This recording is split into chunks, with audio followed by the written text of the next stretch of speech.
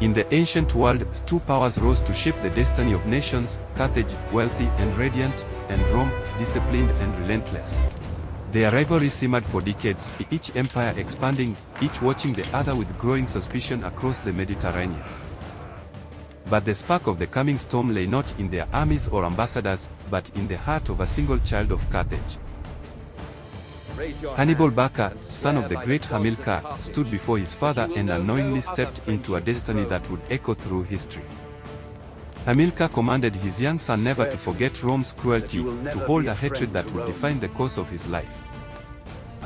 And with torches blazing around them, Hannibal vowed eternal enmity toward Rome, sealing a promise that would guide him forever. That childhood oath became the driving force behind one of the most extraordinary feats ever attempted by a military commander. In Spain, the Bacid family expanded Carthage's influence, building new cities, mines, and fortified strongholds. The land prospered under their rule, and tribes across Iberia pledged their loyalty to the rising Carthaginian power. Where elephants marched across Iberian plains, the symbols of Hannibal's growing ambition and Carthage's might. Men of Carthage, at just 26, Hannibal assumed command, brilliant, fierce, and deeply admired by the soldiers he led. Rome fears our name. His men trusted him completely, inspired by his bold vision and unwavering determination. That determination led him to Saguntum, a city under Rome's protection, a spark that Rome could not ignore. Hannibal's siege was ruthless and effective. The city fell, sending shockwaves across the ancient world. As Saguntum burned, the balance of power collapsed, forcing Rome to demand Hannibal's surrender. Carthage refused to abandon its general, and tensions erupted into the Second Punic War. Victory! For the glory of Carthage, we have triumphed! Before marching, Hannibal said farewell to his wife, his family, and the life he had built in Iberia. We'll meet again when the enemy is defeated. He commanded 90,000 infantry, 12,000 cavalry, and 37 mighty war elephants.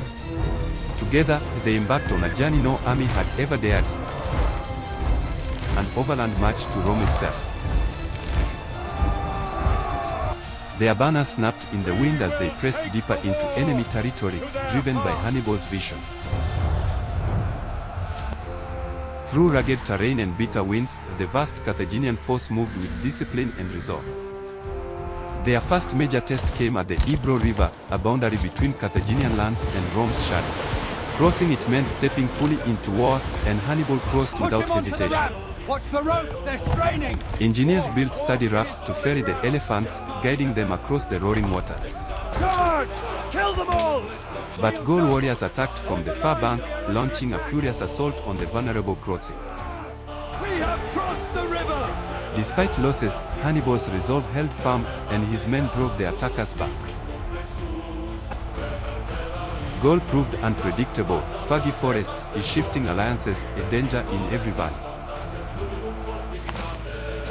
Some tribes welcomed Hannibal, hoping to break Rome's grip on their lands. To our alliance. Others pretended friendship, sharing feasts before plotting betrayal under the cover of darkness. Form up! Protect the envoys! Get behind the shields, quickly! Ambushes erupted from thick woods, forcing Hannibal to fight for every mile. Yet his leadership never wavered, guiding the army ever closer to its greatest challenge. At last, the Alps towered before them, vast, deadly, and seemingly impossible to cross. To Rome, these mountains were a protective wall, a barrier no enemy army could breach. To Hannibal, they were the gateway to striking Rome where it least expected. His men camped at the base of the icy cliffs, their fires glowing faintly against towering walls of stone. Hannibal promised victory beyond the peaks, giving his soldiers the courage to begin the climb. The ascent was immediately brutal. Freezing winds cut through armor, snow-blinded entire columns. Soldiers stumbled through waist-deep drifts. For nightfall. each step a painful fight for survival. Avalanches rolled down without warning, burying men and animals under mountains of ice. Save the elephants! Hannibal himself pulled survivors from the snow, refusing to abandon any of his warriors. Nights were brutal, the cold beat deep, but firelight kept the army alive and moving. Suddenly, Alpine tribes attacked from the cliffs, raining rocks and spears upon the narrow paths. Retreat now!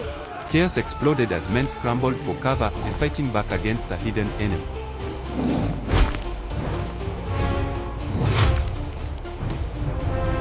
Hannibal's cavalry charged upward, driving the tribesmen back in a fierce counterattack. The army survived the ambush, but the cost in lives was devastating. Continued, Hannibal ordered his engineers to carve a path through solid mountain rock. Fires were lit against the cliffs, hitting the stone until it weakened and cracked. Vinegar poured into the fractures, shattered the rock, opening a narrow passage forward. Fire, smoke, and ice mingled as the Carthaginians reshaped the mountain itself. Slowly, a treacherous ledge emerged, just wide enough for elephants and supplies.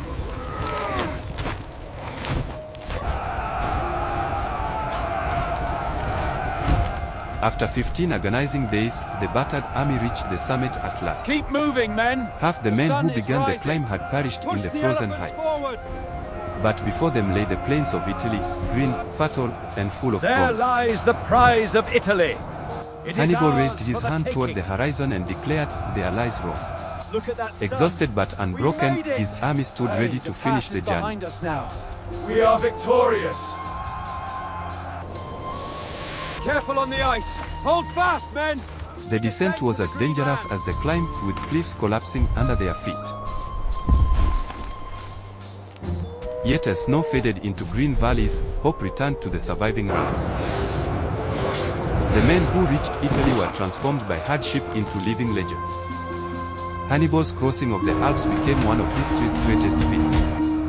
Against nature, against empires, against fate itself, he refused to turn back. Hannibal Barca, the man who defied Rome.